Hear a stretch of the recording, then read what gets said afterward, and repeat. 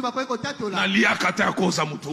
ne mange pas à cause de cette personne-là. Ça fait 6 ans je le côtoie à cause de Moutouana. Je ne mange pas à cause de cette personne-là. Ça fait 6 ans je le côtoie, je lui ai jamais demandé l'argent. Et je ne le demanderai jamais. C'est pas l'évangile que Jacques-André Vernon m'a appris. Jamais. Je suis en Europe, quelqu'un me dit, Dalo, bonjour, bonsoir, et ça dépend de la ère au bozo taille la vie songa, bino gloricien, ça très bien, et j'espère que bino bozali malam. Alors la famille karandenge to sala karandenge système na biso sogezali première fois nous ko visiter Gloricien MTT Vinde Coco bosanate avant ko bima abonner. Abonnez-vous massivement, likez, commentez et partagez. Surtout partagez vraiment link na biso na ba statut na bino Facebook ya message op ya WhatsApp ya mutu ya makasi bande ko ezali cloche ya notifications za juste na kwa wana appuyer wana po bozana retardé bo manquer pe elorote na pesi lisusu merci na bande ko nyos o déjà s'abonner merci na ma partage na bino merci na ma commentaire na bino merci vraiment na ba like na bino ezala ba remarque na bino vraiment na pesi bino merci nzamba lola pambola bino lisusu koleka lelo tozole bela likambo oyo eza ya koyinda na ba Facebook na ba page Facebook na ba YouTube na ba TikTok affaire Pasteur Diallo Roland Diallo na président na biso ya mboka Félix Antoine Tshisekedi bande kunanga eza ya koyinda bolandi video ya liboso wana na kotila bino ba video ba audio bino moko bokoyo kama basala nzambe ndakuta ngo vraiment te po etalinga te mais koyoka ba propos ya Pasteur Diallo bande kunanga yepesi pasi tomoni pe bato ya IDPS pe basiliki bato ya IDPS batomboki baye ko répondre Pasteur Diallo et comme siko bitumba ya bato ya IDPS na bato ya Philadelphie bande kunanga tolanda ba video oyo ya bato ya IDPS na tolanda pe maloba ya Pasteur Diallo bien bébé nenga loba kiango po video wana eza mulai bato bakati kaka mukie parti kaka wana ya mukie yango ndi ba publier yango et pourtant video wana eza mulai bande ko tolanda to mona juste après. Les petits voleurs du grand marché sont traqués. Qui volent des centimes. Mais les grands voleurs au niveau de l'État, ils vivent calmement.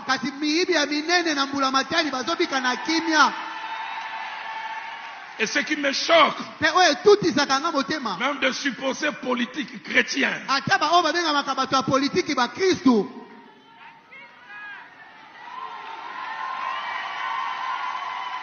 le pays de la surfacturation. Telle route, on doit faire à 1 million. À Tabayi Baka, 7 millions. Même si on volait, on baptisait comme 7 millions. Un jour, je parlais avec un politique. Et les gens en responsabilité, il me parlait d'un frère en Christ que j'ai connu. Je ne sais pas si le pasteur 15 se souvient de ces jours-là. Il dit, plusieurs sont chrétiens jusqu'à devant l'argent. Il relate les gens de relations qu'ils avaient, comment ils faisaient certaines choses attachées à sa famille. Telle route a réflexionné. Les vrais prix, c'est 5 millions. Les chrétiens nés de nouveau parleurs en langue, il vient présenter 25 millions. C'est là,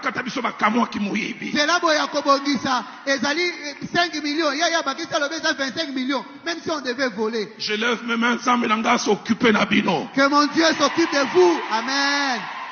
On n'arrive pas à construire des routes à cause de vous. Les enfants n'ont pas de couveuse dans des hôpitaux à cause des fours. Que Dieu, mon Dieu, s'occupe de vous, de vos femmes, de vos bureaux et de vos tiroirs. Je fais une prière. Que vos maisons acquises par les vols puissent s'écrouler.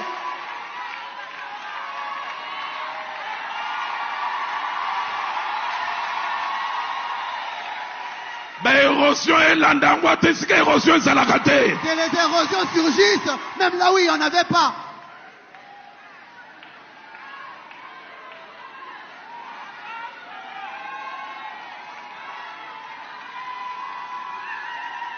Si tu te dis politique et chrétien, montre-moi tes rapports avec l'argent. Je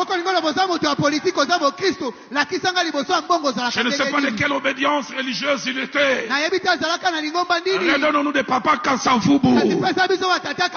Qui quand il revenait de mission, il pouvait remettre le surplus. Le pays des voleurs. Mon épouse est là et d'autres peuvent témoigner. Je ne mange pas à cause de cette personne-là. Ça fait 6 ans que je le côtoie, je ne lui ai jamais demandé l'argent. Et je ne le demanderai jamais. Ce n'est pas l'évangile que Jacques-André Vernon m'a appris. Jamais. Je suis en Europe, quelqu'un me dit Dalo, on dit que c'est toi qui manges la dîme du coltan et du cobalt. C'est lui à qui vous pensez, j'ai jamais vu sa dîme. Jamais. J'ai jamais vu ça. J'ai appris auprès de Jacques-André Vernon. La dîme, on la dépose dans les paniers de l'église. Je suis jamais allé et je n'irai jamais à la maison chercher cela. Mais en même temps, je dis, quand on a des rapports particuliers avec l'argent, Dieu sait de... Mon épouse est là et d'autres peuvent témoigner. Je ne mange pas à cause de cette personne-là. Ça fait 6 ans que je le côtoie, je ne lui ai jamais demandé l'argent. Et je ne le demanderai jamais. Ce n'est pas l'évangile que Jacques-André Vernon m'a appris. Jamais. Je suis en Europe, quelqu'un me dit Dalo, on dit que c'est toi qui manges la dîme du coltan et du cobalt. C'est lui à qui vous pensez, j'ai jamais vu sa dîme. Jamais. J'ai jamais vu ça. J'ai appris auprès de Jacques-André Vernon. La dîme, on la dépose dans les paniers de l'église. Je suis jamais allé et je n'irai jamais à la maison chercher cela. Mais en même temps, je dis, quand on a des rapports particuliers avec l'argent, basala ba fanatique na ba polémique na ndako na famille pozo salela mwana papa na yo mwana mama na yo ko simba mais fanatisme na pasteur te fanatisme na église te okozanga lola à l'église eza précision pasteur eza précision parce qu'il y a la loi la Bible oyo Bible lobi ne to sala nazomona ba tu Roland Dalo bozolo banini pasteur na bino za ingrat. Pasteur Nabino azangi sagesse. Pasteur Nabino azali kolobala solo te. Obozoka. Skongana eko yebisa bino boy. Nous n'avons pas le problème avec Roland Dalo par rapport il y a Mouyibi détournement. Nous-mêmes de l'UDPS, nous-mêmes de l'Union sacrée, nous ne sommes pas d'accord avec les détournements exagérés. On est allé chaque bataille, chaque jour, nous sommes en train de parler pour ça. Nous sommes d'accord avec des détournements exagérés. Nous sommes d'accord avec les Nzalawe Zali Kolela Namboko. Nous sommes d'accord avec Makambebela Mabezo Salmanamboka. Mais si on peut condamner les détournements, Tokobana na Philadelphie, Mbongo Achille Jelwe Kendeki Wapi. N'est-ce pas que vous avez créé dans votre église un ingénieur, Nalobi Pasteur Atoms? Entreprise va ingénieur qui doit ça la Chile je suis basé dans la église na bino soto lobby détournement Roland Dalo avant qu'il y ait la pasteur avant 2019 chantier zala quitté chantier zali nango na shaumba donc mbongo amuyibi nde zali ko tongele ndako wana donc biso nyonso ndenge toza awa bato ya IDPS bato ya Union sacrée nous avons le souci de voir ce pays se développer. Mais ceux qui t'ont condamné, Moutouali Bosso t'ont condamné à Roland Dalo. Comment il n'a pas pu aider son fils? Comment il n'a pas pu prier pour ce pays où le président de la République était sous sa main? La famille présidentielle est dans un géré en gros. C'est que Bisso Tokoki Koyeb sa fatité. Roland Dalo lui disait ça et le président l'écoutait. Hein? Mais c'est quoi, Moni Makambo Ebaniko pour ça, vers 6e mandat? 6e année à mandat, abani ko linga ko bimisa manzaka po bamona ke ali akité. Roland Dalo tika lukuta. Dire que le président Fachi abandonne au PS au 1/10e et aux lukuta.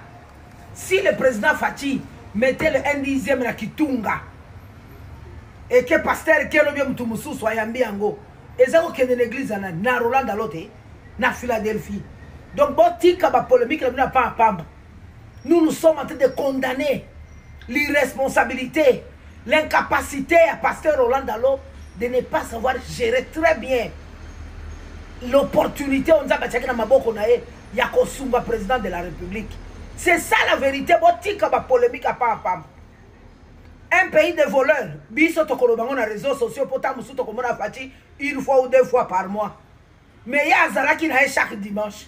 Ya azai ko benga na téléphone wembala mo fati ayoki. Sikoyo, yepe ko koloba na réseaux sociaux non? Lui c'est quelqu'un qui devrait aller proposer au président de la République ba résolution qui ko proposer makambo pour que muyibi wane sila. De la même façon, il a proposé un directeur de cabinet, on l'a pris. Pour l'année qui a proposé le ministre des Finances. Roland Dalo, tu as même sur la distraction. Nabino Batubozana Sima Roland Dalo, Bozali Kosungaete. Ozali na Fayulu. Ozali na Corneille Nanga. Pona Ningai, so qui engage à l'angande pasteur, grâce aux Zagina Maboko Nanga. Nangana que le Romana Corneille Nanga, Nepsimona Nanga Tika Makamwana. Pour que Moko Kende. Mais comme il n'aimait pas le président Fatih depuis le début, c'est comme ça que. Maintenant là, il est en train de chercher maintenant sa repositionnement. A tenté.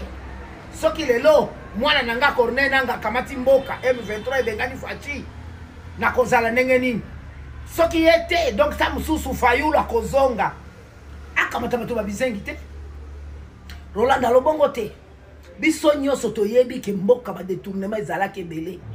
Nous tous nous savons qu'il y a eu des chômages. Nous tous nous savons l'égoïsme, l'injustice, toyebi babilo kwana, petozaki ko dénoncer bien que nous sommes de l'UDPS, bien que nous sommes de l'Union sacrée. Mais nous sommes tout simplement en train de parler de l'opportunité que nous n'avions pas aux côtés de notre président. Ngai, avant que le président soit président, nyoso tozaki ko bondela. Nyoso tozaki ko proposer, le président le faisait. Le président Fachi respecte beaucoup Dieu. Ainsi dit l'Éternel. Le président respecté et yangwana yo monaki pouvoir wana. Le pouvoir tokomaki. Mais depuis qu'on sala ki makasi na onyos, au boto la maboko Fachi, batu nyoso bazeko sunga spirituellement même physiquement. Au kamati ka bofandi bino moko batu à Philadelphie. Au moins beaucoup ici. C'est quoi le lot l'union que nous juger président Fachi. Tu vas avancer Roland Dalo. Tu vas opérer ça batu souci. Ça ne sert à rien de continuer à condamner l'IDPS ou bien le pouvoir, non. Baerere nyoso wana. Ngai naza pasteur à président de la République. Na kosala équipe intercession munene pour na kobonde la nzambe. Bikamo esalela. Esalema na mboka pour que mboka ezala sauver.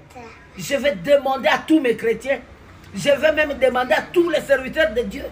Bo sunganga mona nga réussir. Siko yo komi ko condamner, yo komi ko juger au moment yo ndoza ko lia na ye, yo ndoza pemeli na ye. Tika ba aventure na ona Roland Dalo. Toko to sabloko no ona te. Biso to si to lobby kaka to sengi que la justice est derrière yo. Au sala qui outrage à solo à l'égard du chef de l'État.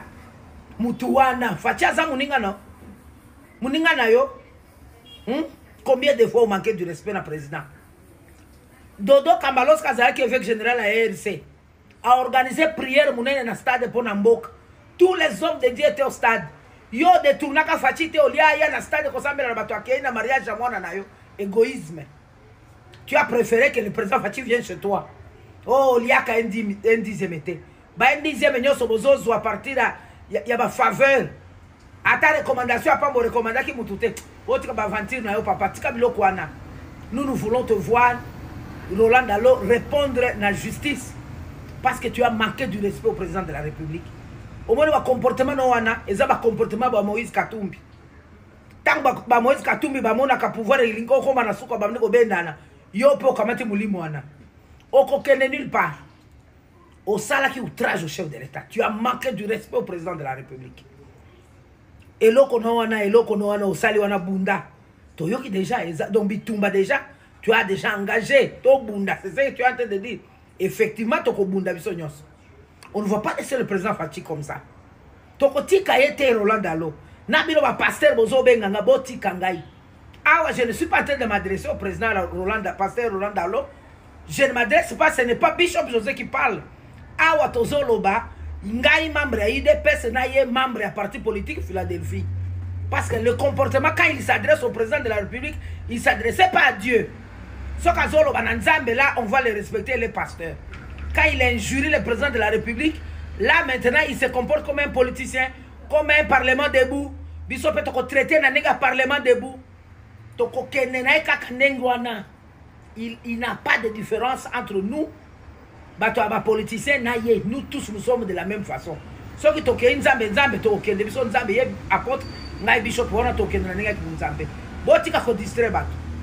président Fachi, Moutouana a suspect que la loi est tenue rigueur. Nous tous nous voulons voir comment vous allez éduquer Roland Dalo. De la même façon, tous allez causer la tout le monde a éduqué Casa di Nicolas Balobia Sakimi. Les gens qui sont en train de détourner dans ce pays doivent être corrigés. Et corrigés, pendant à solo, pas à blague.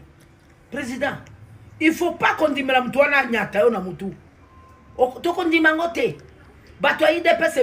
ils n'ont pas trouvé faveur auprès de vous. Tout simplement parce que Roland Dalo, c'est abandonné comme parti au pouvoir. Il y a un parti au pouvoir, tous les 2-3 jours, tout le monde a réaction. Ce qui réaction est organisé marche. Biso bana no nyoso tosto yebiso bima na église wana. Quittez cette église. Mutu nyoso yebi kazali mutu a Philadelphie a poussa na sous permis la président Fachite. Tosi to yebi ke bozali na bolamu na été. Vous ne cherchez pas le bien pour le président Fachi. Mutu nyoso ko za permis na Fachi et que to yebi kazali a uti kuna na Philadelphie. Toko s'en charger na ye. Parce que to yebi ke bozali nini bozolo intimidation nini wana. On bakola la mamabe. Pour vos offrir serviteur de Dieu. Quel serviteur de Dieu? Le serviteur de Dieu qui est en train d'insulter le président de la République, au moment où la Bible nous demande de prier pour le président. Quand est-ce qu'il va exercer son rôle d'un ministère, d'un pasteur? Pour qu'il y ait bon de la pona mboka bamiyibi basila. Pour qu'il y ait bon de la pona président de la République à réussir le mandat nae. Pour qu'il y ait sala et loko moka malamu à la pona président Fachi. Tu es son pasteur. Eza ya koyinda bandeko za ya koyinda ayo komi bitumba ya Philadelphie na bato ya IDPS bandeko biso moto déjà bato ya IDPS bazalaka yumbe bango soki ba yindi sieli yo kaka ti okotika de likambo de bango pe batiki bandeko likambo esika ezokende bandeko eza somo Pasteur Diallo alobi ke no ya tikala jamais ko mbongo epa ya papa na biso Félix Antoine Tshisekedi bandeko Fachi Beton moko ntombolo tikala jamais ko mbongo epa ne bandeko. Mais tomoni photo bakangi président ici kazo ke ko cha offrande na panier lokola mutu nyonso ndinga chaka offrande na église bandeko na ngai na ebité pourquoi bato IDPS bazo finga bazo ko s'attaquer na Pasteur Diallo Roland Diallo et pourquoi pe bato ya pasteur pe ngam na bango bazo ko s'attaquer na bato IDPS bandeko to ebité pourquoi et loko bazo we la pe to ebité le monde ka vidéo pasteur bandeko ba miyibi likamolobi ya miyibi ya Congo est-ce ka kosi likambo ya miyibi penza ya Kongwana moyibi ayibi biloko na zandu bakangiye babetiye bache msusu na prison tout neta bato belé baza bapoza makala wana bato be baza bakashwana bakendela bakashwana biloko moko ya mike ayibe bambo mo mike me bato ba ko detunaka ba mbongo ebele wana ba 1 million ba 200 000 wana baotambola baotambola baokenda bapoto na basi na ona bana bango baza à l'aise mais bato baoyiba ba moko mike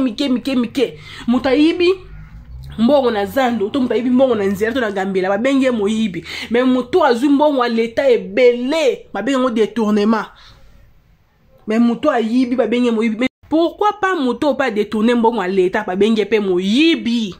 Député Songolo Pakala moyibi, gouverneur Songolo Pakala moyibi.